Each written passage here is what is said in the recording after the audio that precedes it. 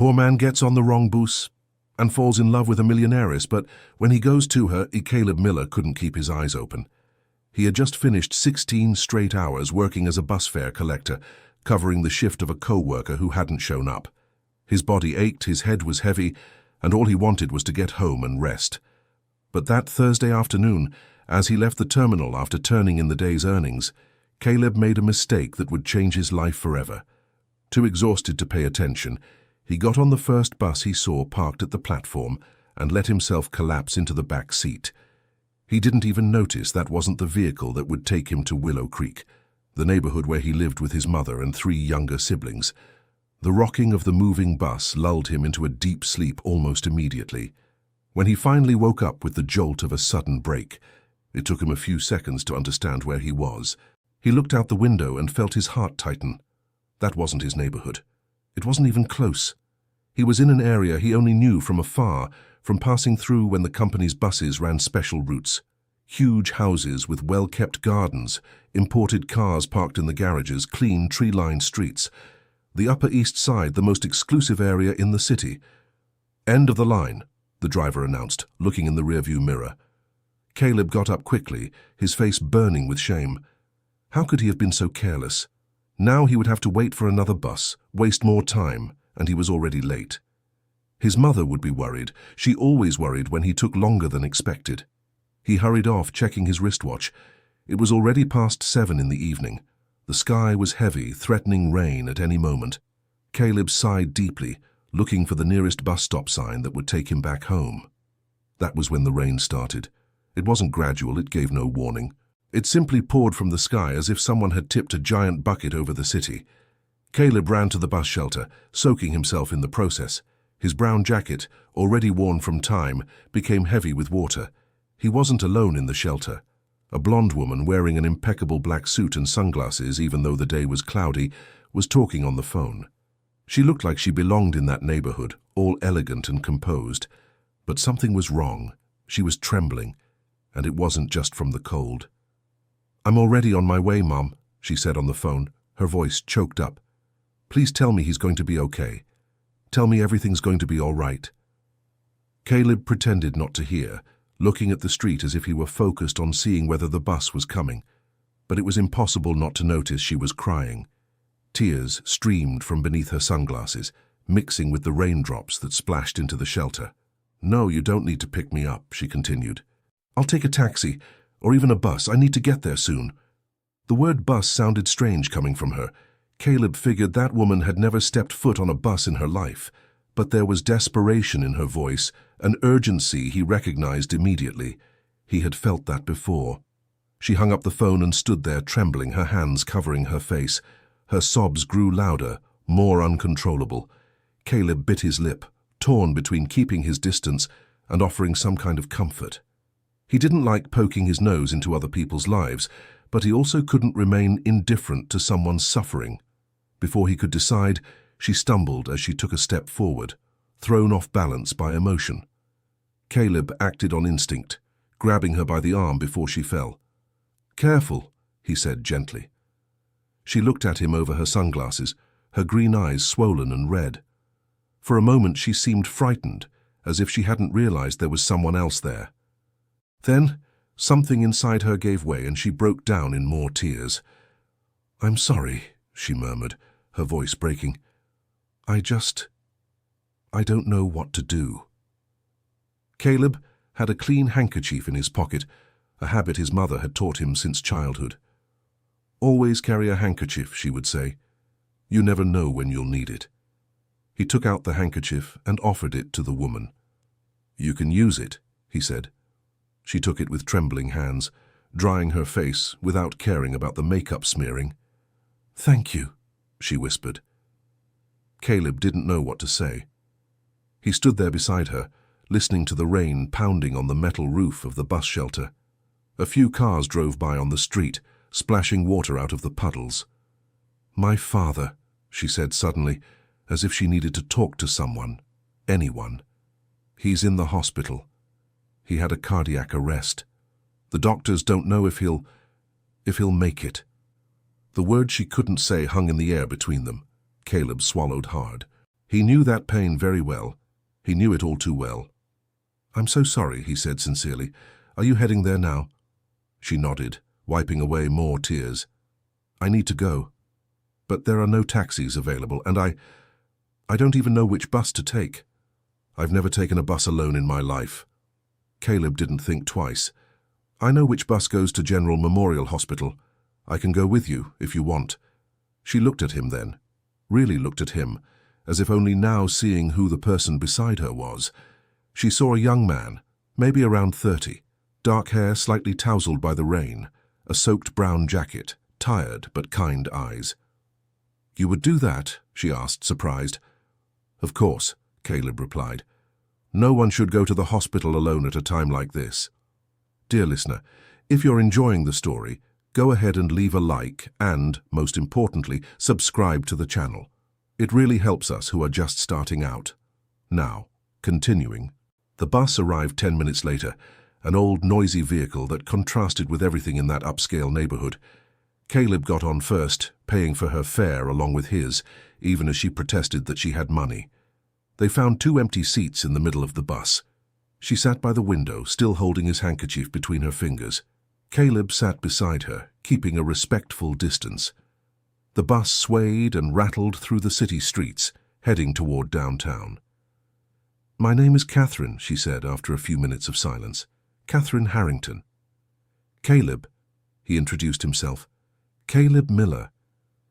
"Thank you for this, Caleb. You didn't have to." "I know what it's like to be in this situation," he said, looking out the window. "My father was hospitalized for months before he passed. I know how desperate it feels, how lost you feel." Catherine watched him more closely. There was a depth to that man she hadn't expected to find in a stranger at a bus stop. "I'm so sorry about your father. It was 5 years ago," Caleb said, "but you never forget it, right? That feeling of being in those hospital hallways, waiting for news, not knowing what's going to happen." "That's exactly it," she agreed, her voice low. "I can't stop thinking about the worst. My mother was almost fainting when she called. My father is strong. He's always been strong, but—" "The doctors are taking care of him," Caleb said firmly. "And you're going there. That's what matters right now." The rest of the ride passed in comfortable silence, broken only by the bus's jolts and the automatic stop announcements. Caleb noticed Catherine taking deep breaths every now and then, trying to keep herself together, preparing for what was to come. When they arrived at the hospital, the rain had let up to a fine drizzle. Catherine got off the bus, still holding Caleb's handkerchief, as if it were an anchor keeping her steady. "Do you want me to walk you inside?" Caleb offered, not quite knowing why he was doing it. He should go home. His mother would be worried. The brothers would be waiting for dinner. But something made him want to stay, to make sure she would be okay. Catherine looked at the massive hospital building, the lights on in every window, and nodded. "If it wouldn't be a bother—" "It's no bother." They walked into the busy lobby together. The characteristic hospital smell, a mix of disinfectant and something indefinable that always made Caleb uncomfortable, took over the space.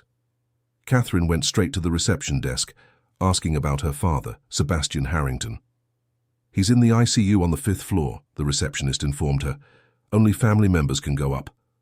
Catherine turned to Caleb, and he saw the hesitation in her eyes. She wanted him to come with her, but at the same time she knew she couldn't ask that of a stranger. "I'll wait down here," said Caleb, sparing her the embarrassment.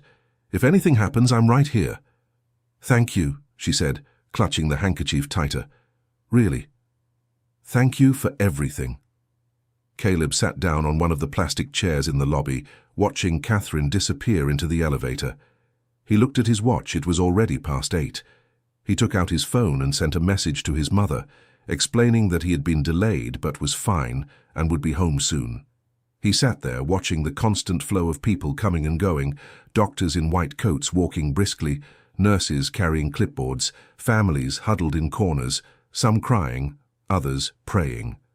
An hour passed, then 2. Caleb was nearly asleep in the uncomfortable chair when he saw Catherine stepping out of the elevator. She looked exhausted, but there was a relief on her face that hadn't been there before. "He's stable," she said, sitting down next to Caleb. Still critical, but stable. The doctors managed to stabilize him. "That's good," said Caleb, feeling genuine relief. "I'm really happy for you. My mother is up there with him now. I need to get back soon, but I came here." She paused, looking at the handkerchief still in her hands. "I came to return this, and to thank you again. You stayed here the whole time?" "Oh, I just wanted to make sure everything was okay," said Caleb, a little awkwardly. "You're a very kind person, Caleb Miller." They sat there for a few more minutes, not saying much, just sharing that moment of relief after so much tension. Then Catherine stood up, smoothing her rumpled suit. "I need to get back. Thank you once again." "Keep the handkerchief," said Caleb. "You might still need it." Catherine smiled for the first time since they had met. It was a small, tired smile, but genuine. "I'll hold on to it, and one day I'll return it to you in person." Caleb watched her walk back to the elevator and disappear behind the metal doors. Only then did he realize he hadn't asked anything about her, didn't have her phone number, had no way to reach her. But maybe that was for the best. That had been her moment, a difficult one, and he had done what he could to help. That was all. He left the hospital and took the bus back home.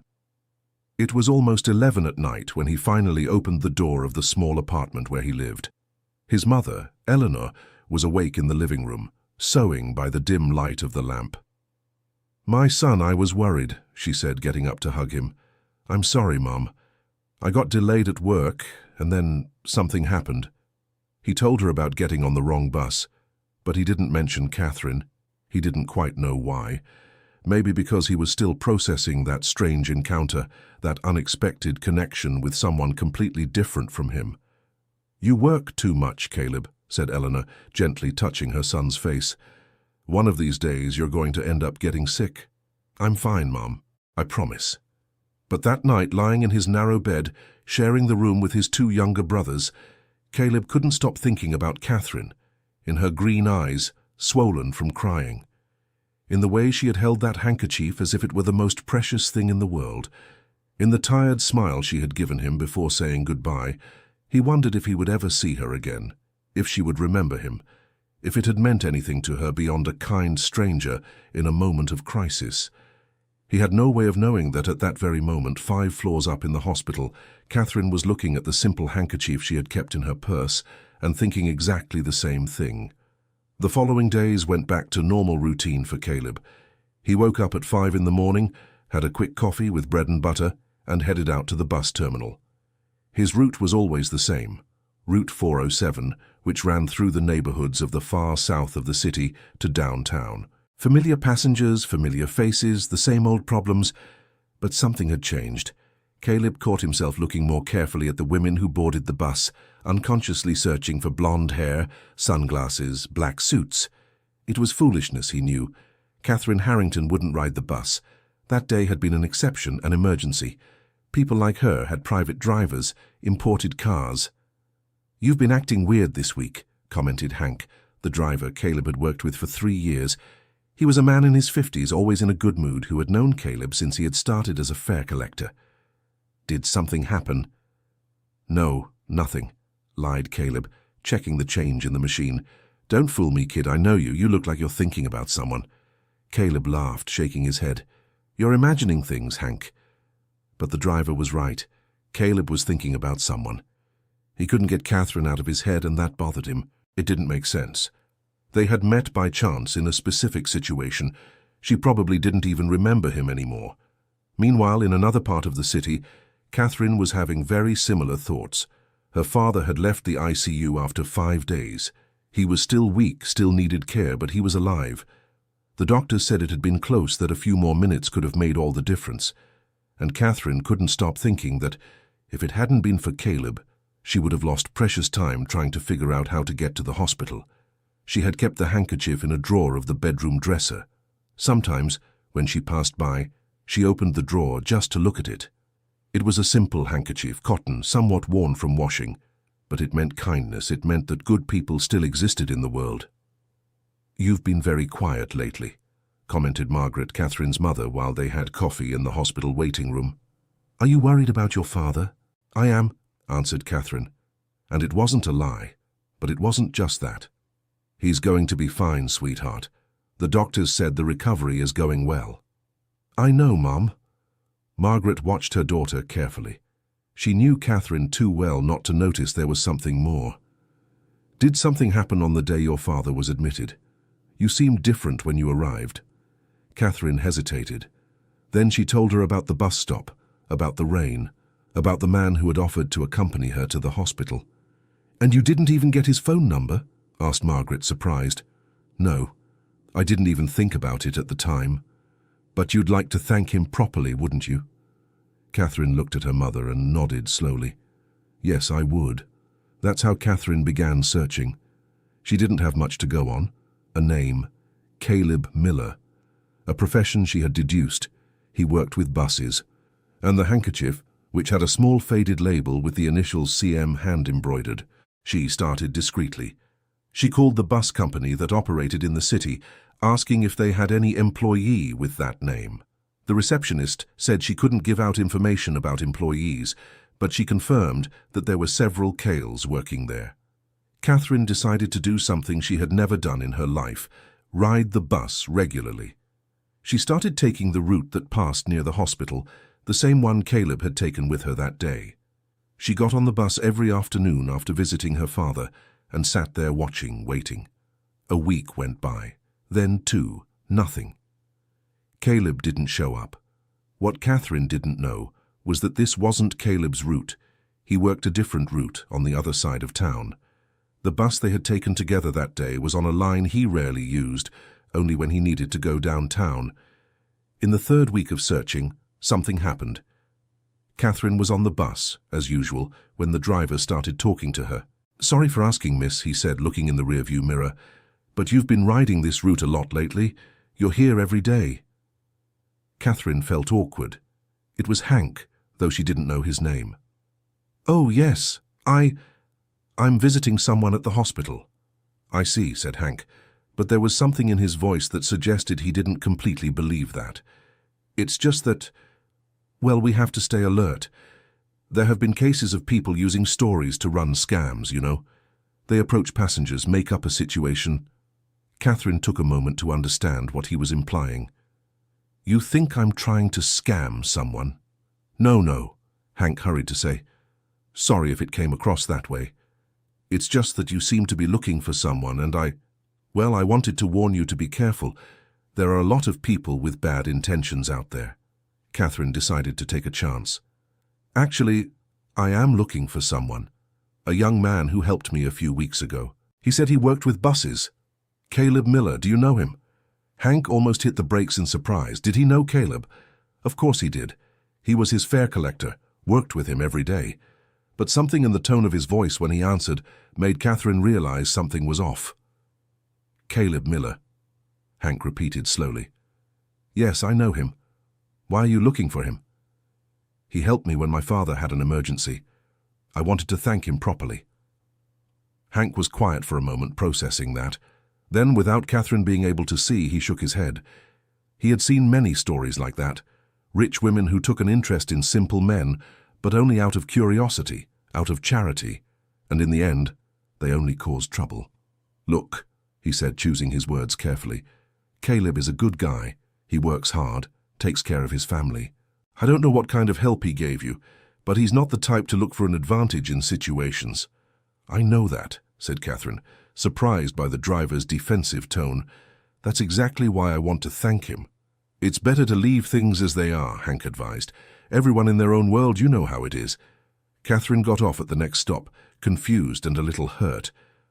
What had that driver thought of her, that she was some kind of self-serving person? Meanwhile, on the other side of town, Caleb was having an equally strange conversation. "Hey, Caleb," called Gary, another fare collector who shared the locker room with him. "Watch out, man. There's a rich woman looking for you." Caleb stopped tying his sneaker. "What do you mean?" "Hank mentioned it.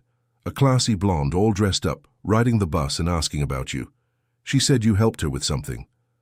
Caleb's heart skipped a beat. Catherine was looking for him. But then Gary continued, I don't know what kind of trouble you got yourself into, man, but stay sharp. That type of woman only looks for us when she wants to accuse someone of something, collect a debt. My cousin went through that. He helped a society lady who fell on the street, and then she tried to say he had stolen her purse. That's not what happened at all, said Caleb, but a sliver of doubt began to take root in the back of his mind. Why would Catherine be looking for him? She hadn't even properly asked his name that day. Had he done something wrong without realizing it? Did she think he had stolen something? I'm just warning you, Gary insisted. Rich and poor don't mix. When they do, it's the poor one who ends up getting hurt. Caleb finished getting ready and left the locker room, but Gary's words kept echoing in his head. He hadn't done anything wrong. He had simply helped someone in need. But what if she didn't see it that way? What if she thought he had some hidden agenda? The seed of doubt began to grow, and with it Caleb started avoiding the city center. He changed his break times, stopped going to the places he used to frequent after work. Without knowing it, he was drifting further away from the very person trying to find him. 2 more weeks went by. Catherine kept looking, but now less frequently. Her father was getting better, slowly returning to normal life, and she needed to tend to the family business that had been set aside during the emergency. The Harrington family owned a logistics company that operated across 3 states. Her father, Sebastian, had built the business from the ground up, and Catherine had taken over the administrative side 5 years ago. It was a job she loved, but one that consumed all her time. It was on a Saturday morning, when Catherine finally had a day off, that fate decided to step in once again. She had decided to do something different.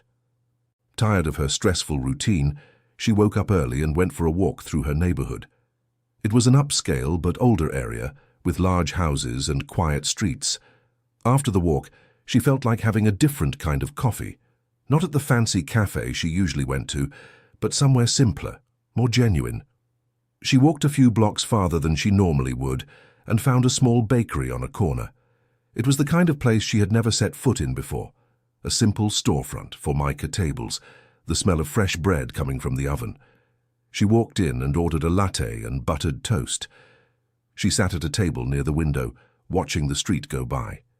There was something comforting in that simplicity, in that place where no one knew her, where she was just another customer.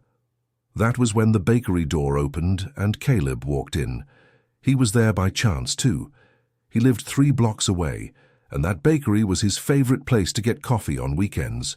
Old Man Jack, the owner, made the best buttered toast in the area and always had a kind word for his customers. Caleb walked in, greeted Old Man Jack, and went to place his order. He didn't even glance at the occupied tables. He was thinking about grabbing his coffee to go and visiting his mother, who had complained that he was working too much and not spending enough time at home. Caleb, a woman's voice called from behind him. He turned around, and the world seemed to stop for a second.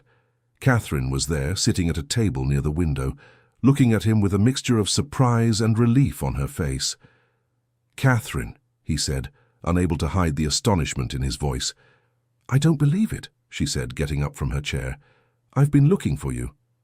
"You have?" Caleb felt a knot in his stomach, remembering Gary's words. She had been looking for him. That wasn't a good sign. "Yes," she confirmed, stepping closer. "I wanted to thank you properly for what you did, and to return your handkerchief." "Oh," said Caleb, his body relaxing a little. "You don't need to return it. It was just a handkerchief." "But it meant a lot to me," Catherine insisted. "You were so kind that day, and I didn't even thank you properly." They stood there a little awkward until Old Man Jack called out from the counter, "Caleb, your coffee's going to get cold." Would you like to sit with me?" asked Catherine, pointing to the table where she was seated. "Since we're already here." Caleb hesitated. All the warnings he had received came flooding back. Rich and poor don't mix. Be careful with women like her. You're going to end up getting hurt. But then he looked at Catherine's face, at her hopeful smile, and all those voices seemed like nonsense. She was just being kind, the way he had been kind to her. "Sure," he said. "Let me just grab my coffee." They sat down together, and for the first time they were able to talk calmly, without the urgency of the hospital, without the rain, without the desperation. Catherine told him her father was fine, that he had made a full recovery. Caleb told her about his job, about his routine on the buses, about the interesting passengers he met. "So you work the 407 line?" Catherine asked. "Yeah, from the far south end to downtown." "Oh," she said, finally understanding why she had never run into him. "I was taking the wrong route the whole time." "You were taking buses to look for me?" Caleb asked, surprised. "I was," she admitted, blushing a little. "I know it sounds strange, but I really wanted to find you to say thank you." They talked for over an hour. The coffee went cold and was forgotten. Old Man Jack passed by their table several times, smiling discreetly.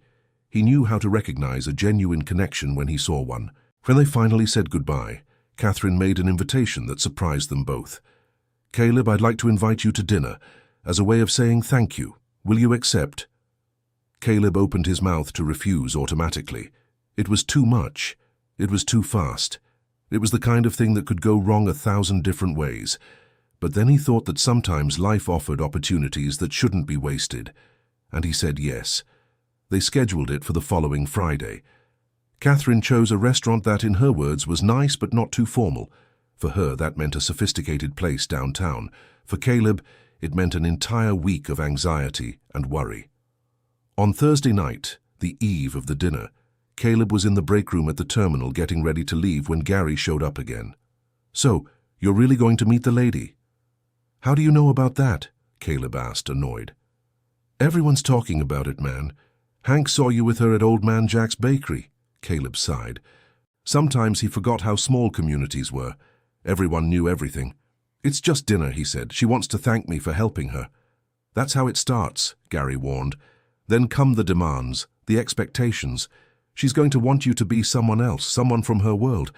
And when you can't, she'll toss you out like trash." "Thanks for the vote of confidence," Caleb said, sarcastically. "Just trying to look out for you, brother." But Gary's words lingered, planting seeds of insecurity that grew through the night and bloomed on Friday morning.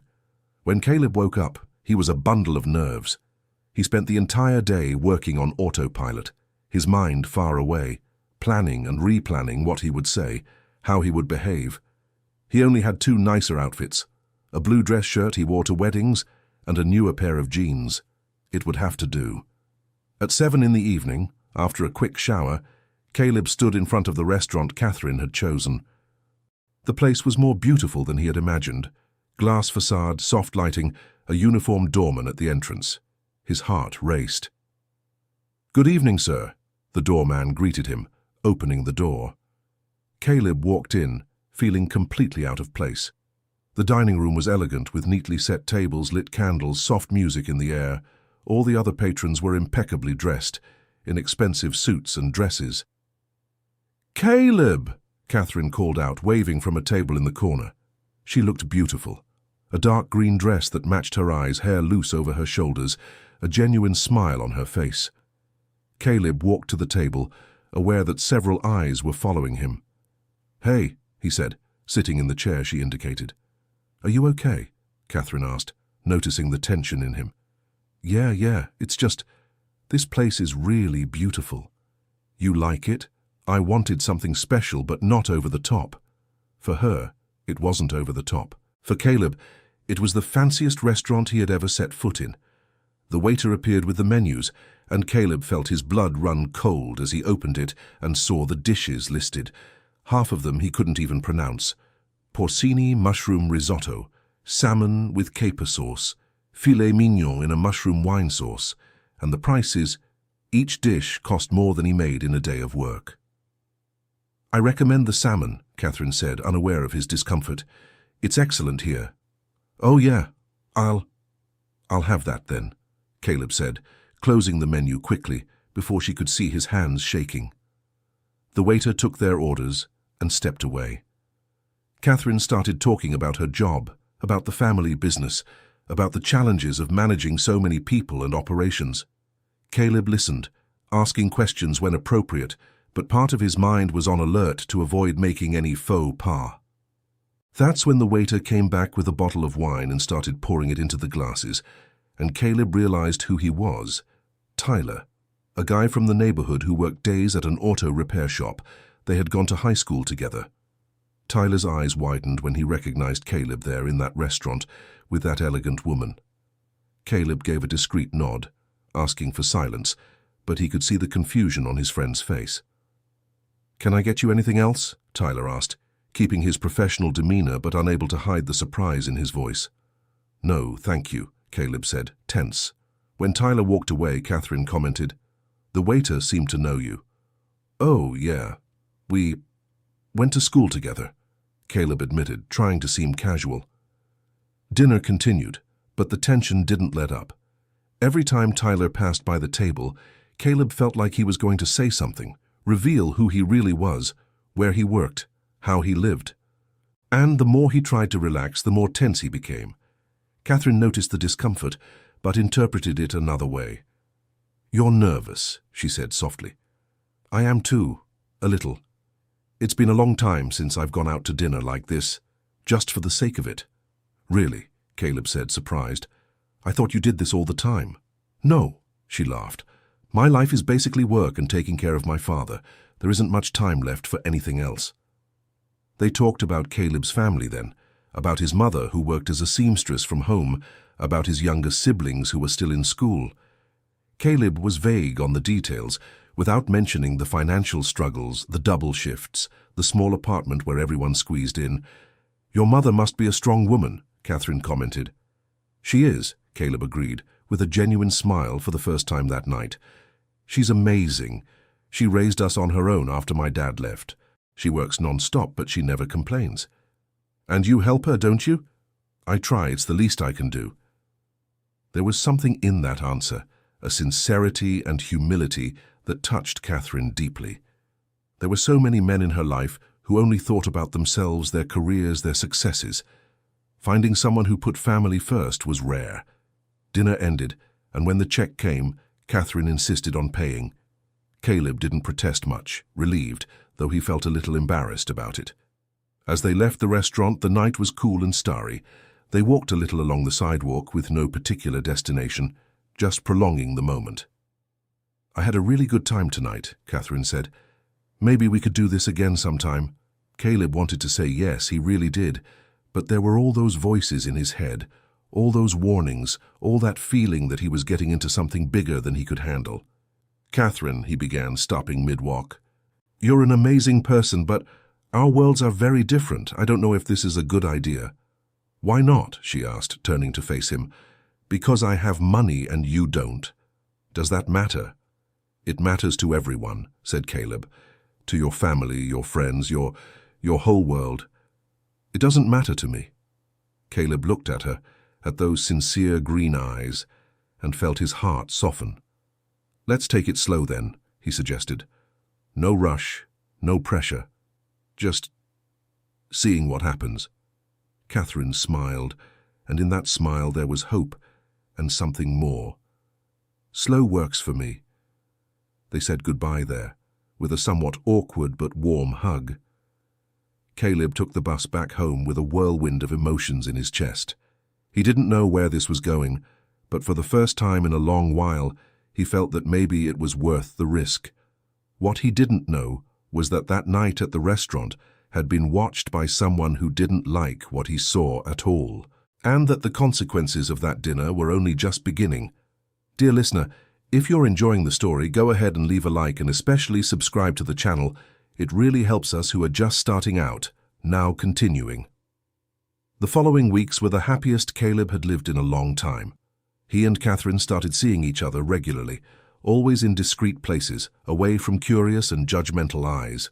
A small coffee shop here, a quiet square there, a neighborhood movie theater on the weekends. Catherine seemed genuinely interested in his life, asking questions about his work, his dreams, his family. And Caleb, who was usually reserved, found himself opening up more and more, sharing stories, fears, hopes. But there was a shadow looming over that newfound happiness, and that shadow had a name: Julian Sterling. Julian was Catherine's ex-fiancé. They had ended the relationship 8 months ago, But he still maintained a constant presence in her life through the family business. He was an ambitious executive who worked in the expansion division of Harrington Global Logistics, and he had grand plans for the company's future. He had accepted the end of the engagement with surprising calm at the time, which had left Catherine suspicious. Julian wasn't the type to accept defeat easily, and she was right to be suspicious. Julian was simply waiting for the right moment to win back not just Catherine, but total control of the company. It was at a board meeting, 3 weeks after that first dinner, that Julian noticed something different about Catherine. She smiled more. She was distracted. She checked her phone more often, all the signs of someone who was interested in another person. Julian decided to investigate. He hired a discreet private investigator, claiming he needed information about a potential business partner. But what he really wanted was to find out who was occupying Catherine's time and attention. The report arrived a week later, and Julian couldn't believe what he was reading. Caleb Miller, 30 years old, bus fare collector, living in a 2-bedroom apartment with his widowed mother and 3 younger siblings, a salary of $1,700 a month. No assets in his name. Julian smiled when he finished reading. This was perfect. Better than he could have planned. Meanwhile, Caleb was facing his own challenges. Maintaining a relationship, even a casual one, with Catherine was proving more complicated than he had imagined. She wanted to introduce him to her friends, take him to events, bring him into her life. And he found himself making up excuses, creating obstacles, keeping her away from his reality. "Why don't you ever take me to your place?" Catherine asked on a Saturday afternoon as they walked through the square near her neighborhood. "My mother is very traditional," Caleb made up. "She'd be uncomfortable if I brought a woman home without being serious about the relationship." It wasn't entirely a lie. His mother was indeed traditional, but the real truth was that Caleb was ashamed. Ashamed of the small apartment, the old furniture, the walls stained with moisture, of everything that revealed his poverty. "And are you?" Catherine asked, stopping mid-step. "Serious about the relationship?" Caleb looked at her hopeful face, and felt his heart tighten. "I am," he admitted. "But it's complicated, Catherine. Our lives are very different." "You keep saying that," she said, frustration growing in her voice. "But you won't give me a chance to show you it doesn't matter." Before Caleb could respond, Catherine's phone rang. It was her mother, saying her father had asked her to go to the hospital with him for some routine tests. Sebastian was still fully recovering and needed regular checkups. "I need to go," Catherine said, hanging up. "But this conversation isn't over, Caleb. You can't keep me at a distance forever." She said goodbye with a quick kiss and left, leaving Caleb standing there, confused and worried. He knew she was right. He couldn't keep hiding forever. Sooner or later, she was going to find out the whole truth about his life. And when she did, what would happen? It was then that his phone rang. Unknown number. "Hello?" "Caleb Miller," said a male voice, polite but firm. "Yes, that's me. My name is Julian Sterling. I'm a friend of Catherine Harrington's. Can we talk?" Caleb's heart raced. He didn't know that name, but something in the man's voice put him on alert. "About what?" "I'd prefer to talk in person. It'll only take 15 minutes of your time. Can we meet tomorrow? I know a diner near the bus terminal where you work." Caleb thought about refusing, but curiosity won out. "Fine. What time?" "Noon. Paulie's Diner on Lexington Avenue." The next day, Caleb arrived 5 minutes early. Paulie greeted him with his usual nod. He was a regular there, always grabbing a quick lunch plate during his break. Julian arrived right at noon. He was wearing an expensive suit, a perfectly straight tie, shiny shoes. He stood out completely in that simple environment. He had the look of someone used to getting what he wanted. "Caleb?" He extended his hand. "Julian Sterling." Caleb shook it, noting the firm grip, calculated to assert authority. "What do you want?" He got straight to the point. Julian smiled, sitting down at the Formica table. "I like direct men. I'll be equally direct. I know you're seeing Catherine." So, it needs to stop." Caleb felt the anger rise but kept his voice calm. "It's none of your business. "Oh, but it is," Julian said, still smiling. "Look, Caleb, you seem like a decent guy. You work hard, you take care of your family. I admire that. But you're not right for Catherine. You're from different worlds. Let her decide that. She can't see things clearly right now," Julian continued, as if Caleb hadn't spoken. "She's going through a hard time with her father sick. She's vulnerable. You were kind to her in a moment of need, and she mistook gratitude for something more. But that will pass. You don't know her feelings." "I've known Catherine for 10 years, Julian said, losing some of his composure. "I know exactly how she thinks, and I know she'll eventually realize she made a mistake, and when that happens, you'll end up hurt. So I'm doing you a favor." "What kind of favor?" Julian took an envelope from the inside pocket of his suit and placed it on the table. "Here's $10,000. It's enough money to solve a lot of your problems. Help your mother, take care of your siblings, maybe even take a technical course, build a better life. All you have to do is step away. Stop seeing Catherine. Let her move on with her life." Caleb looked at the envelope as if it were a poisonous snake. "Are you trying to buy me off?" "I'm trying to help you," Julian corrected. "And help Catherine, too. Do you think it's going to work out? That your mother is going to accept you dating a millionaire? That her friends are going to treat you with respect? That you're going to be able to keep up with her lifestyle?" "Be realistic, Caleb." Each word was like a knife to the chest, because it touched every insecurity Caleb already felt, every doubt that kept him up at night. "No," he said, getting up from the chair. "I'm not taking your money, and I'm not stepping away from her." "Think carefully," Julian insisted. "This is a once-in-a-lifetime opportunity. $10,000 with no obligation other than doing what's right for everyone." Caleb left the diner without looking back, his blood boiling in his veins. Who did that guy think he was? Did he think he could buy people like that decide other people's lives? But as he walked back to the terminal, Julian's words echoed in his head. "Do you think it's going to work out? Are her friends going to treat you with respect? Is your mother going to accept it?" Caleb tried to focus on work that afternoon, but he was distracted. Hank noticed and commented, but Caleb said he was just tired. He couldn't tell anyone about that meeting, about the absurd offer he had received. What he didn't know was that Julian had no intention of taking no for an answer. That meeting had been just the first move in a much more elaborate game.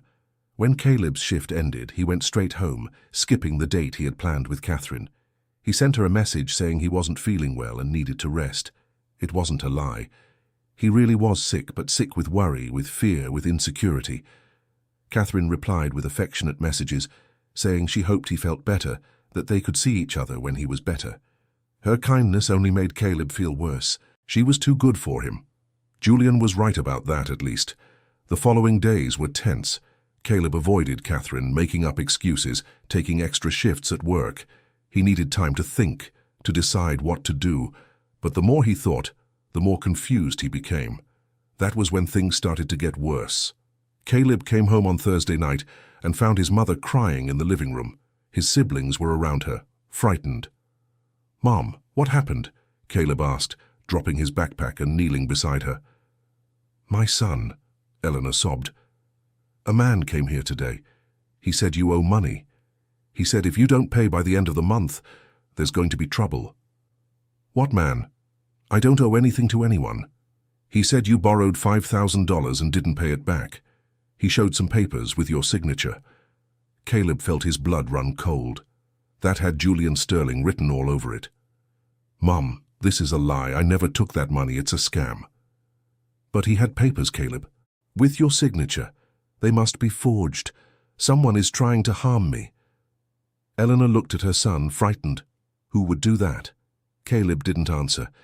He couldn't tell his mother about Catherine, about Julian, about that whole complicated world he had gotten himself into. She already had too many worries. "I'll take care of it, Mom, I promise, don't worry." But Eleanor was worried, and she became even more worried when, 2 days later, neighbors started commenting that they had seen a man in a suit asking questions about Caleb. How much he made, whether he had debts, whether he was trustworthy. Caleb's reputation in the neighborhood, built over years of honest work, was being tarnished, and he didn't know how to stop it. He tried calling Julian, but the number on his phone wouldn't answer. He thought about telling Catherine everything, but what if she didn't believe him? What if she thought he was making things up, being paranoid? The situation became unbearable when, the following week, Caleb was called into the office of the bus terminal manager. "Sit down, Caleb," said Mr. Al, a heavy-set 50-year-old man who managed the fare collectors. "I need to talk to you about some absences." "Absences? I haven't missed a single day this month. According to the system, you were absent 3 times in the last 2 weeks, and there are complaints from passengers about your behavior." "That's absurd. I didn't miss any days, and I've never had a problem with passengers." Mr. Al sighed, seeming genuinely troubled. "Look, Caleb, you've always been a good employee, but I can't ignore what's in the system. I'm going to have to give you a formal warning. If it happens again, I'll have to let you go." Caleb left that office feeling like the world was collapsing around him. Someone was tampering with the system, adding absences he hadn't committed. And he knew exactly who it was. That night, he finally gave in. He called Catherine and asked to meet. He needed to tell her everything, ask for help, do something before his life completely fell apart. But when he arrived at the meeting spot, a coffee shop they used to go to, he found Catherine with an expression he'd never seen before. Cold, distant, hurt. "Catherine, what?" She placed something on the table. An envelope. The same envelope Julian had offered him days earlier. "This fell out of your pocket when you were in the bathroom last week," she said, her voice trembling. "At the restaurant, I kept it thinking it was something important, and it was. $10,000. From Julian." Caleb felt as if he'd been punched in the stomach. "It's not what you think." "What do I think?" Her voice rose. "That you took money from my ex-fiancé? For what, Caleb? To stay with me? To get away from me? What was the deal between you two?" "There's no deal. I refused his money. I don't know how that envelope ended up in my pocket." But as he said it, Caleb remembered. The last day he'd been to that restaurant, when he came out of the bathroom, he'd bumped into someone. A man who quickly apologized and kept walking. It had been too fast for him to see his face, but now it made sense. Julian had planted the envelope on him. "You have to believe me," Caleb said, desperate. "He offered me money to stay away from you, but I refused. He must have put it in my pocket to create exactly this situation." "Why would I believe that?" Catherine asked, tears starting to fall. "Why did you never tell me about that meeting with Julian? Why did you hide it?" "Because I didn't want to worry you. I thought I could handle it on my own." "Always on your own," she said, standing up. "You never really let me into your life, Caleb. Always keeping your distance, always hiding things. And now this. How can I trust you? Catherine, please."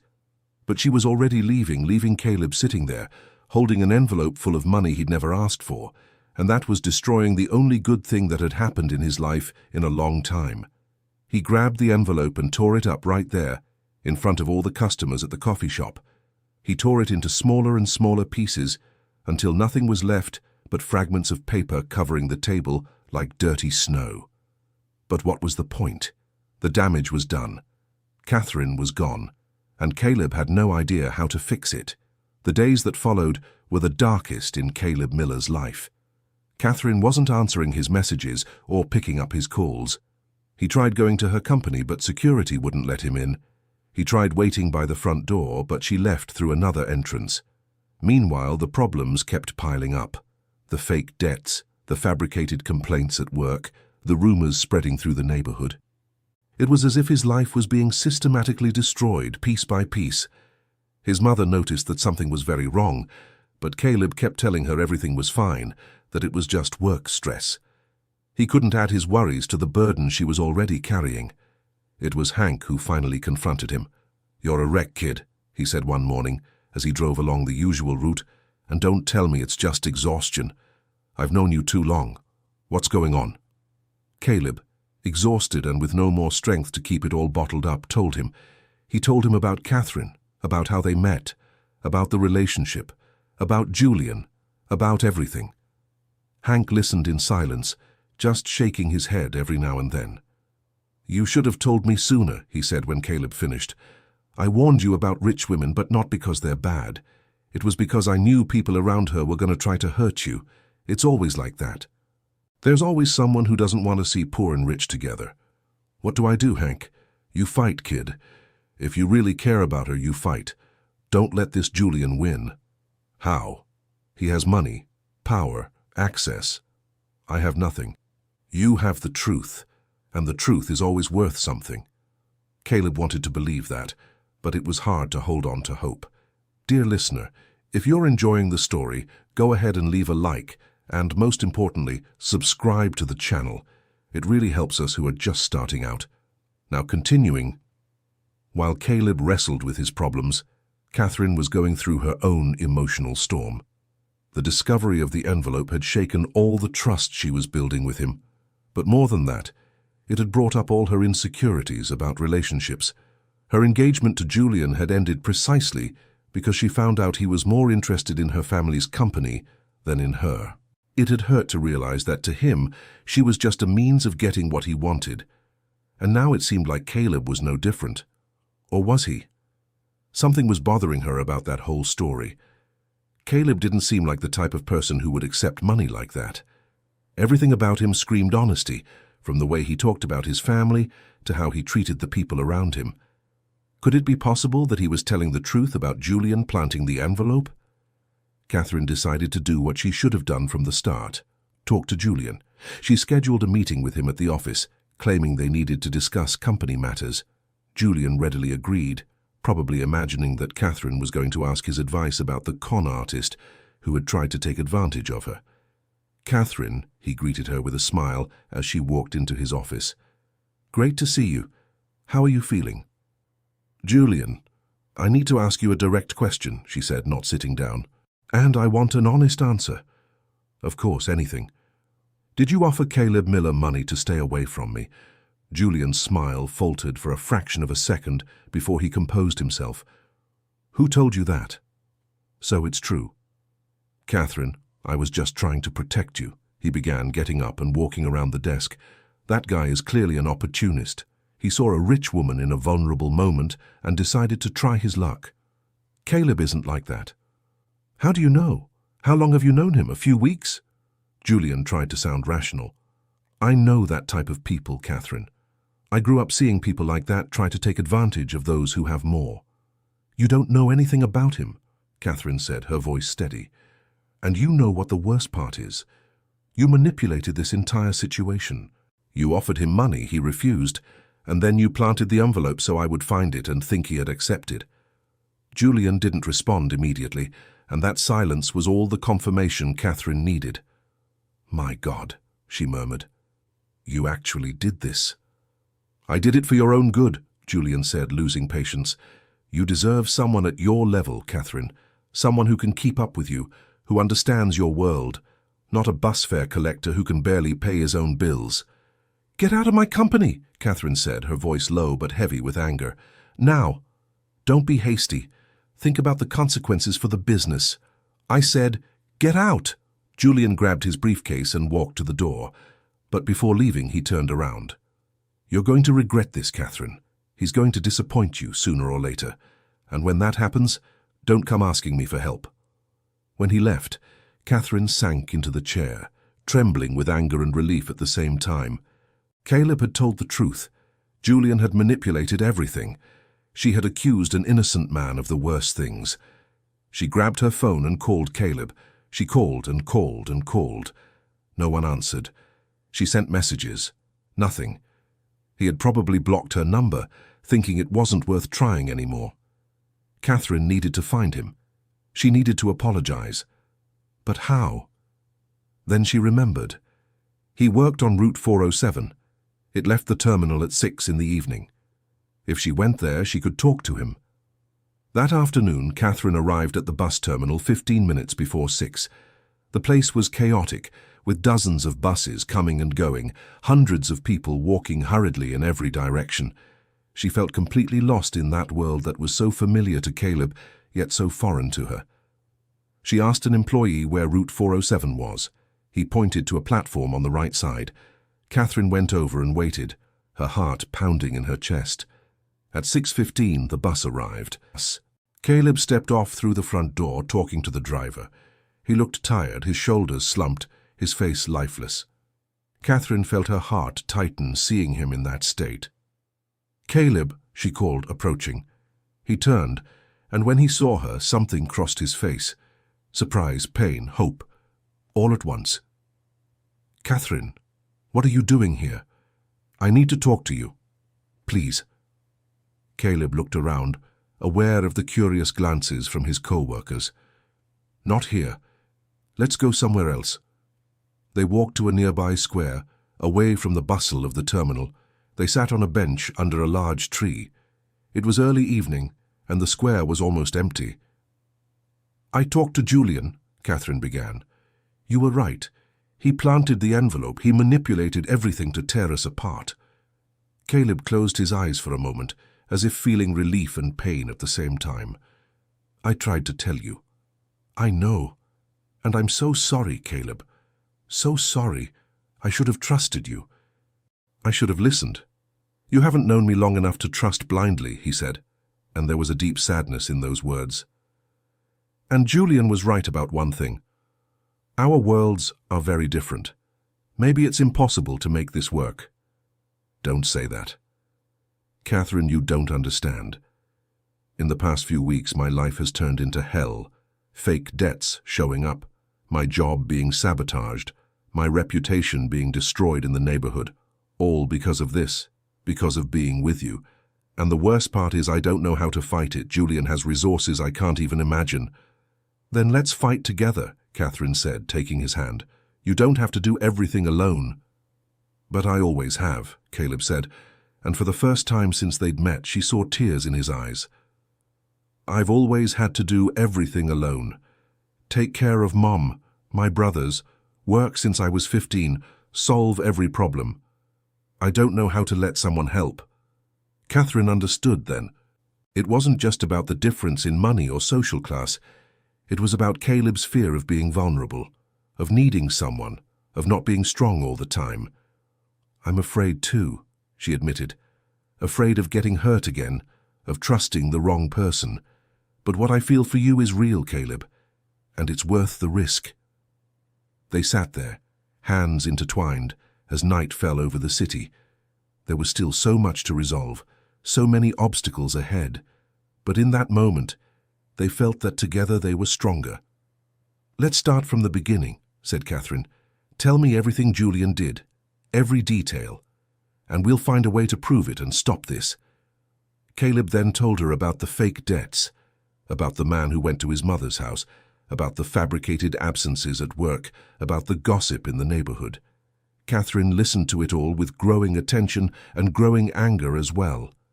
"He went too far," she said when Caleb finished. "Way too far, and he's going to pay for it." "How? He has all the power." "Not all of it," Catherine corrected. "The company belongs to my family, not to him. He's just an executive, and after this, he won't even be that anymore." In the following days, Catherine took action. First, she hired a lawyer to investigate the fake debts in Caleb's name. They quickly discovered the documents were fraudulent, with forged signatures. The lawyer filed a lawsuit against the collection agency Julian had used, and the threats stopped immediately. Then Catherine personally went to the bus terminal to talk to the manager. She explained the situation, showed evidence that the system had been tampered with. Mr. Al, ashamed of having doubted Caleb, not only removed the warnings but also formally apologized. "That young man is one of the best we have here," he said. "I should have trusted my instincts from the start. But there was something bigger that Catherine needed to resolve. Julian was still at the company, still had access to confidential information, and could still cause damage. She needed a legitimate reason to fire him without negatively affecting the business. That's when she decided to do what she should have done a long time ago, a full audit of the departments under Julian's responsibility. And that's when she found something she didn't expect. Embezzlement.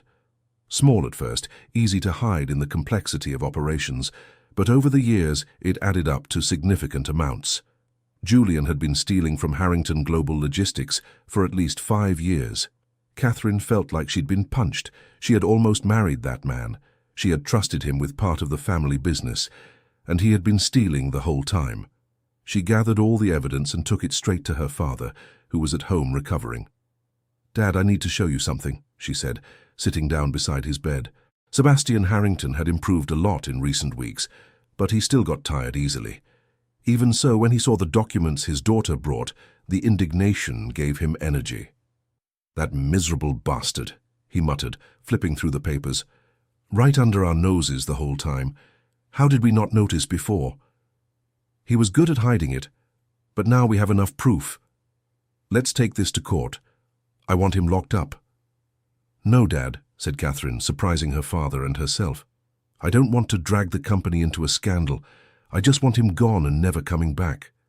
Sebastian looked at his daughter with pride. "You're right. Always thinking about what's best for the company first. You're smarter than me, Catherine." They confronted Julian the next day in the company office, Catherine, Sebastian, and the family lawyer. Julian walked into the room confident, with no idea what was waiting for him. "Have a seat, Julian," said Sebastian, his voice still weak but firm.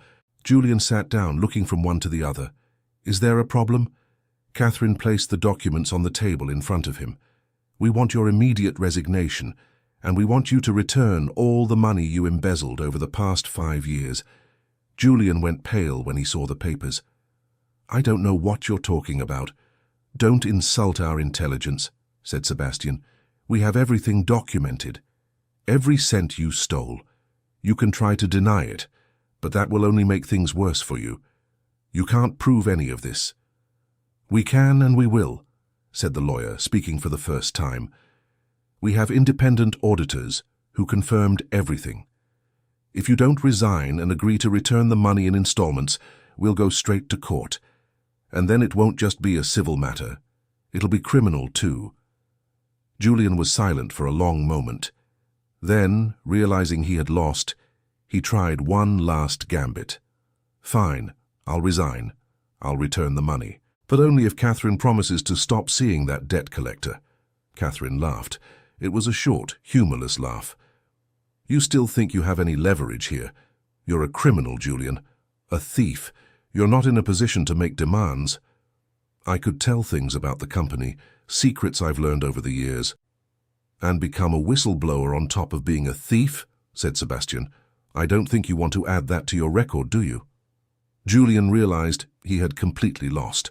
He signed the resignation right there, agreed to a payment plan, and left Harrington Global Logistics for the last time. Before leaving, he looked at Catherine one last time. "You'll regret choosing him over me." "The only thing I regret," Catherine replied, "is having wasted time with you." With Julian out of the way, Caleb and Catherine could finally breathe. But there was still a major obstacle: the family. Caleb had avoided introducing Catherine to his mother and siblings as much as he could, but a point came when he couldn't put it off any longer. Eleanor was getting more and more curious about who this person was that had her son so distracted. "Mom," said Caleb one night after dinner, "I need to tell you something. There's someone I'd like you to meet." Eleanor stopped washing the dishes and turned to look at her son. "Is it a woman?" "Yes." "And is it serious?" Caleb thought for a moment before answering. "Yes, Mom, it's serious." Eleanor smiled, drying her hands on her apron. "Then why are you taking so long to bring her here? Are you ashamed of your family?" "It's not that, Mom, it's just... it's complicated." "Complicated how?" "She's different. She comes from a family with more money. And I was afraid you might think that...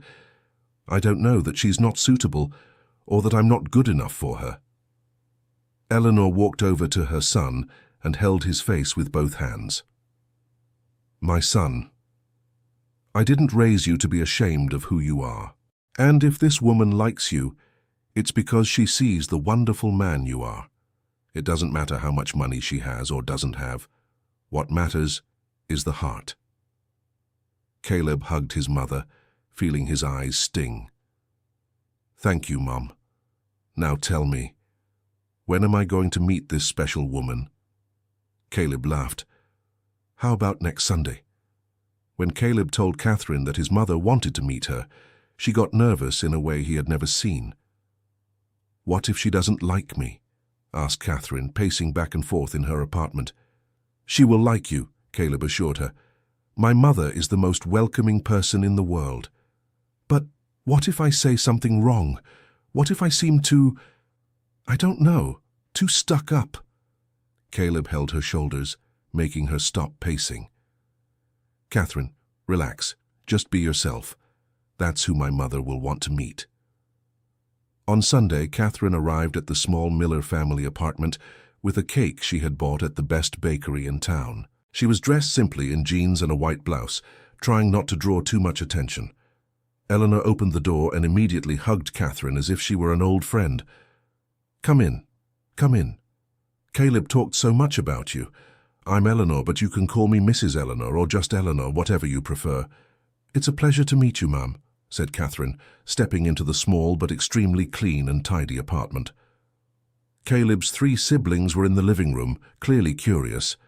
Nathan, 17 years old, was trying to look indifferent but couldn't stop staring. The twins, Grace and Faith, 15 years old, weren't even bothering to hide it and just stared at Catherine with wide eyes. Everyone, this is Catherine, Caleb introduced. Catherine, these are my siblings, Nathan, Grace and Faith. Hi, all 3 said almost at the same time. Lunch was served at the small living room table. Eleanor had made a pot roast, the best she knew how to make. Catherine ate with genuine enjoyment, praising every bite. You cook wonderfully well, Mrs. Eleanor, she said. Oh, thank you, dear. It's what I know how to do. I learned from my mother, who learned from hers. The conversation flowed naturally. Eleanor told stories of when Caleb was a child, the mischief he got into, how he was always responsible even at such a young age. Caleb turned red several times, but he was smiling. The twins asked about Catherine's work, fascinated by the idea of a woman running a company. You can be whatever you want, Catherine told them. You just need to study and believe in yourselves. After lunch, while Caleb helped his mother wash the dishes, Eleanor said quietly, She's special, my son. I really liked her. She really liked you too, Mom. I knew you two would get along. Just one thing, Eleanor said, turning to face him. Don't let her money make you feel small. You're a man of worth, Caleb, with or without money. Never forget that. I won't forget, Mom. Meanwhile, in the living room, Catherine was talking with Nathan about his plans for the future. I want to study engineering, he said, but it's too expensive. I'll try for a scholarship, but the chances are small. There are support programs, Catherine said. I can help you look into them, and the company has a scholarship program too. It's not charity. It's an investment in talented people. Nathan looked at her with hope in his eyes. Really? Really? Send me your school records and we'll talk. When Catherine left that afternoon, she felt she had gained not just the approval of Caleb's family, but something more. She had felt the warmth of a true home, where love didn't depend on money or status, but on genuine connection between people. But while Caleb and Catherine were building their relationship, something unexpected was about to happen. Something that would change everything. Sebastian Harrington had been discharged from the hospital 2 weeks earlier and was recovering well at home. But there was something strange. Whenever Catherine mentioned Caleb, her father would go quiet, thoughtful, as if trying to remember something. It was one afternoon when Catherine brought Caleb over to meet him officially that everything came to light. Dad, this is Caleb, Catherine introduced. Caleb Miller. Sebastian was sitting in the living room armchair, a blanket over his legs despite the warm day. When he heard the name, he raised his head abruptly. Miller? He repeated, his voice strange. Yes, sir, Caleb said, extending his hand. It's a pleasure to meet you. But Sebastian didn't shake his hand. He just stared at Caleb with an expression Catherine couldn't decipher. Surprise, fear, guilt. Your father, Sebastian said slowly. What was your father's name? Caleb was confused by the question. Anthony Miller. Why? Sebastian closed his eyes as if he had been struck. My God, it's you. You're his son. Dad, what are you talking about? Catherine asked, alarmed. Sebastian asked them both to sit down. Then, his voice heavy with emotion, he began to tell a story he had kept buried for 25 years. Anthony Miller worked for me, he began. He was one of the first employees at the company, when we were just getting started. He was operations manager, my right-hand man. I trusted him completely. Caleb felt his heart race. His father had never talked much about his work, only that he had been a manager at a logistics company. "What happened?" Caleb asked, even though part of him didn't want to know. "We had a serious problem 25 years ago," Sebastian continued. "A very valuable shipment disappeared, hundreds of thousands of dollars in merchandise, and all the evidence pointed to Anthony. Forged documents with his signature, routes altered without authorization, records of contact with illegal buyers." "My father wouldn't do that," Caleb said, his voice steady. "I know," Sebastian said, and there were tears in his eyes now. "I know that now, but back then I was under tremendous pressure. The investors wanted answers. The company nearly went bankrupt because of that theft. I needed someone to blame. And I fired Anthony. Not just fired him. I made sure word got around that he was a thief. I destroyed his reputation. He could never get a decent job after that." Caleb felt his blood run cold in his veins. His father had spent the last years of his life doing odd jobs, working temporary gigs, always being rejected from better positions. And now he knew why. "But you said you know he was innocent?" Catherine said, confused. "How did you find out?" "Years later, when the company was more established, I hired an outside auditor to review all our procedures. He found old irregularities and asked to investigate. We discovered it had been Julian. He was just an intern back then, but he had access to the systems. He stole the merchandise and manipulated everything to make it look like Anthony had done it." "Julian," Caleb said, his voice low and dangerous. "It was always Julian." "I tried to find Anthony," Sebastian continued. "When I discovered the truth, I looked for him to apologize, to make up for the mistake I had made. But I couldn't find him. It was like he had vanished." "He moved away," Caleb said, his voice choked. "We went to the countryside.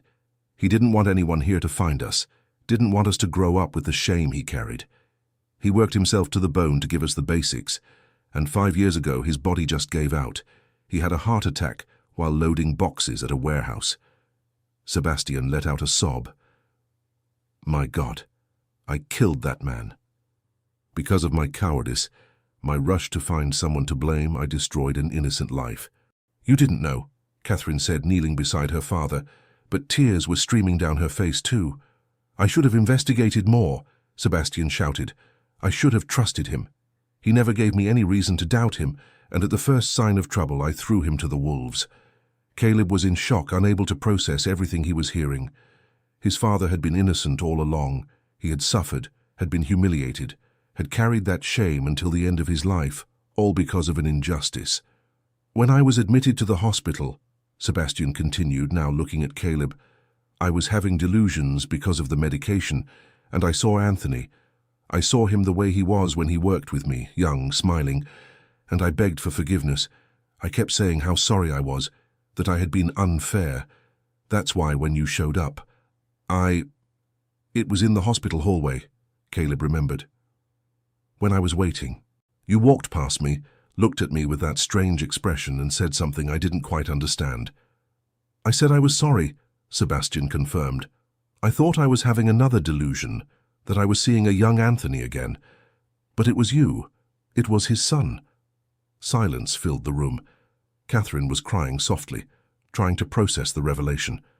Caleb stood frozen, staring at the man who had unknowingly destroyed his father's life, who had carried that guilt for so many years. "I have the documents," Sebastian said finally. "I kept everything, all the proof of his innocence, and there's a fund I created, money that should have been his, compensation, back pay, all adjusted over the years. It's been waiting for decades." "I don't want your money," Caleb said, getting up. "I don't want anything from you." "Caleb," Catherine called, but he was already heading for the door. "I need some time," he said, his voice breaking. "I need to process all of this." He left, leaving Catherine and Sebastian in the room, both shattered by pain and guilt. The days that followed were the hardest since Caleb and Catherine had met. He didn't answer calls, didn't reply to messages. He simply disappeared, burying himself in work and trying to process all that devastating information. Finding out his father was innocent should have brought relief, but it only brought more pain. because it meant all that suffering had been in vain, that his father had died carrying a guilt that wasn't his, that the hardships his family had faced, the poverty, the deprivation, all of it had been the result of an injustice. And worse, the man responsible for that injustice was the father of the woman he loved. Eleanor noticed her son was different, more withdrawn, more somber. She tried to talk to him, but Caleb only said he was tired, that he needed time. It was Catherine who finally found him. She went to the terminal, waited for him to finish his shift, and simply stood in front of him, blocking him from running away again. "We need to talk," she said. "I have nothing to say." "But I do, and you're going to listen." She led him to the square where they had talked before, the same bench under the big tree. They sat down, and for a moment they just stayed there in silence. "My father is shattered," Catherine began. "He doesn't eat, doesn't sleep. He just keeps repeating that he's guilty, that he destroyed a family." "And he did," Caleb said, his voice hard. "I know, and he knows it too." But Caleb, he was under pressure. He had investors threatening to take everything. The company he had built from scratch was going bankrupt, and he made a terrible mistake. But it wasn't malicious. It was desperation. That doesn't justify it. No, it doesn't. Nothing justifies it. But he's carried that guilt for 25 years. He looked for your father. He kept that money hoping he could somehow make amends. That has to count for something. Caleb went quiet, processing those words. "My whole life," he said finally, "I grew up watching my father destroy himself, working whatever job came his way, being treated like he was trash. He had so much talent, so much knowledge, but no one would give him a chance. And I never understood why. I thought it was just bad luck, just life being unfair. But there was a reason. There was someone who had spread the word that he was a thief. And that someone has spent the last 25 years hating himself for it," Catherine said softly. "Caleb, my father made a horrible mistake. But he's not a bad man. He's a good man who made a terrible choice in a moment of panic, and he's lived with the consequences of it every day since." Caleb looked at Catherine, at her green eyes full of tears. "And us?" he asked. "How do we move forward with all of this between us? How do I look at your father and not see the man who destroyed mine?" "I don't know," Catherine admitted. "But I know what I feel for you is real. And I know my father wants to do the right thing now. He wants to give you what your father deserved. He wants to clear Anthony Miller's name." "How?" "My father is dead, Catherine. There's no way to give him back his life, his dignity, the years he lost." "No, but there is a way to make sure you and your siblings have the opportunities he wanted to give you. There's a way to make the Miller name be associated with honesty and competence, as it always should have been." Caleb was silent for a long time. Then, finally, he spoke. "I need to think. About all of this. About us. How much time do you need?" "I don't know." Catherine nodded, getting up from the bench. "I'll be waiting.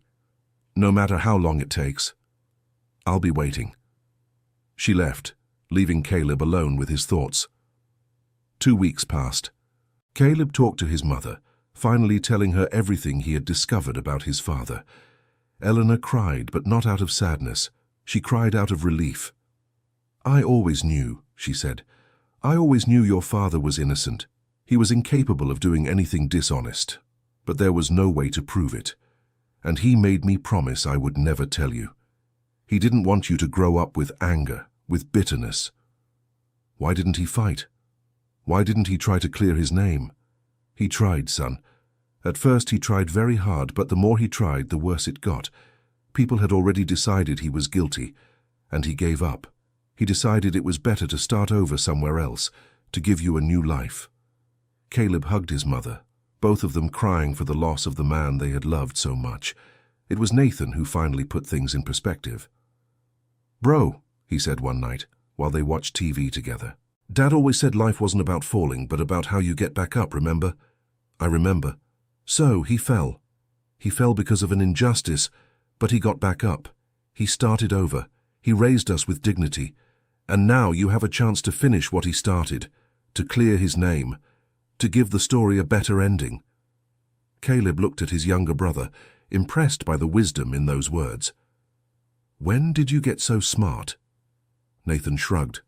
I've always been. You just never noticed. That night, Caleb made his decision. He called Catherine. I want to talk to your father, he said. 2 days later, Caleb was back at the Harrington house. Sebastian was waiting for him in the living room, and the man seemed to have aged 10 years in the past few weeks. His eyes were sunken, his face was thin, his shoulders were hunched. Caleb, he said, getting up with difficulty, thank you for coming. They sat down, Catherine between the two of them, like a bridge connecting opposite worlds. I came because my father taught me to give people the chance to do the right thing, Caleb began. Not for them, but for myself, because holding on to anger and bitterness would only poison my own life. Sebastian nodded, saying nothing. I can't fully forgive, Caleb continued. Not yet. What happened to my father was too terrible, but I can try to understand, and I can accept that you want to do the right thing now. Thank you, Sebastian murmured, his voice choked with emotion. That's more than I deserve. It's not about you, Caleb said firmly. It's about me, about my family, about Catherine, and in memory of my father, who was always a better man than I'll ever be. Your father was a good man, Sebastian agreed, one of the best I ever knew, and I failed him in the worst possible way, but I'll spend the rest of my life trying to make up for it. How? Sebastian picked up a folder that was beside the armchair. Here are all the documents proving your father's innocence. Audit reports, evidence against Julian, everything. You can make this public.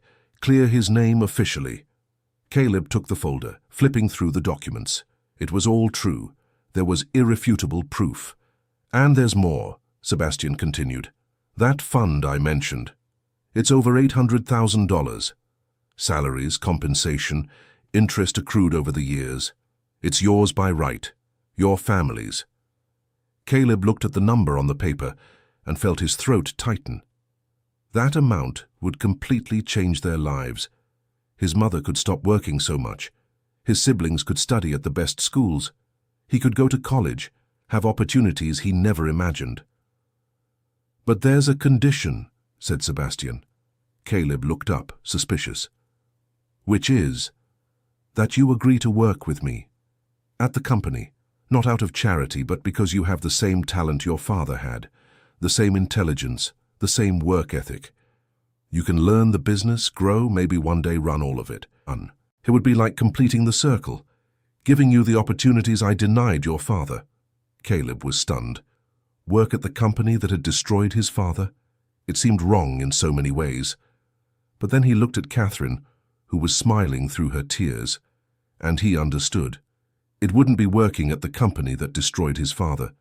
It would be transforming that company into something that would honor his memory. I'll accept, Caleb finally said, but not as an employee, as a partner.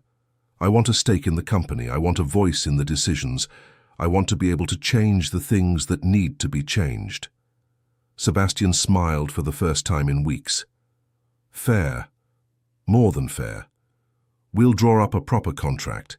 You'll have a significant stake, and we'll publicly announce the truth about what happened to Anthony Miller. We'll clear his name completely. They shook hands, sealing not just a business agreement, but the beginning of healing for old wounds.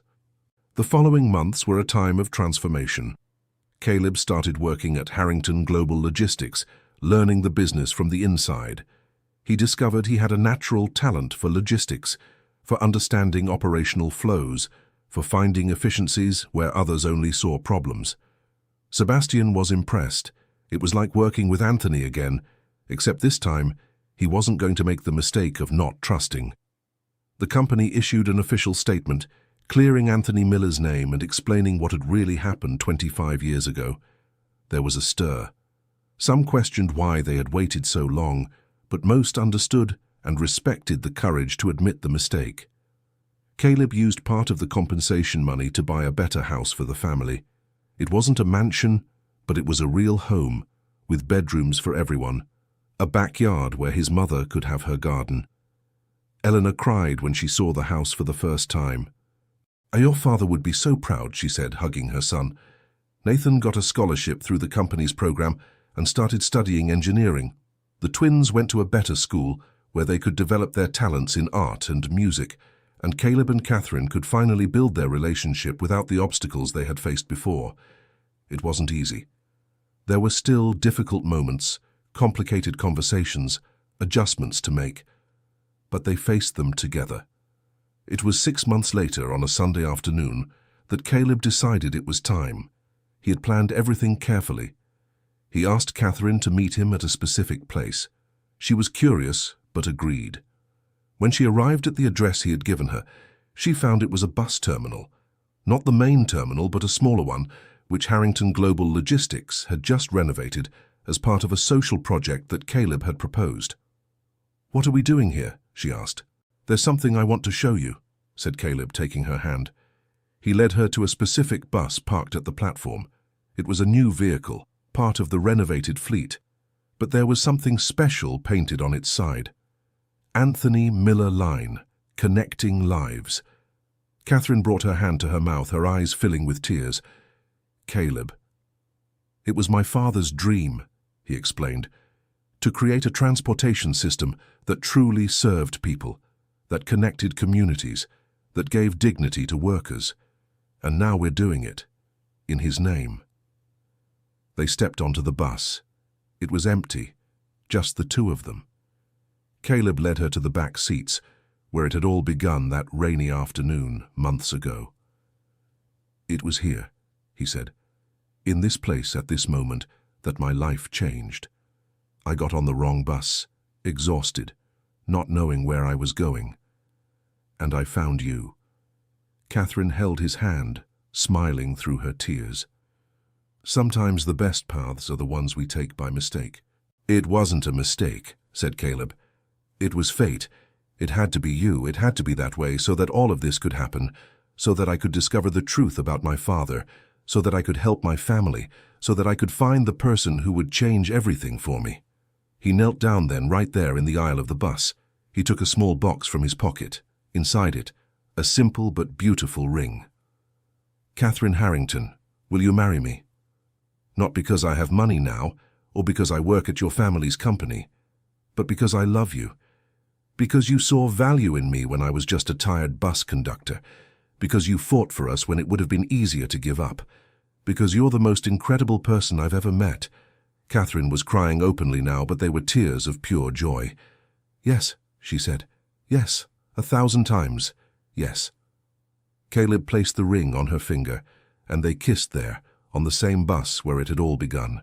Outside, hidden but watching through the window, were Eleanor, Caleb's brothers, Sebastian in a wheelchair, and Margaret. All applauding, all crying with happiness. The wedding took place 3 months later, and it was unlike any celebration those two families had ever seen. It wasn't in a fancy church or an exclusive club. It was at the renovated bus terminal, decorated with simple but abundant flowers, with chairs borrowed from the community, with food made by the neighborhood mothers.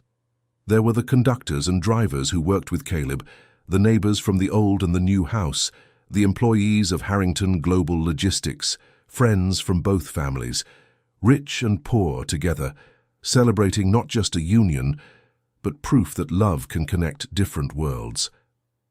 Sebastian insisted on walking Catherine down the makeshift aisle, even with difficulty.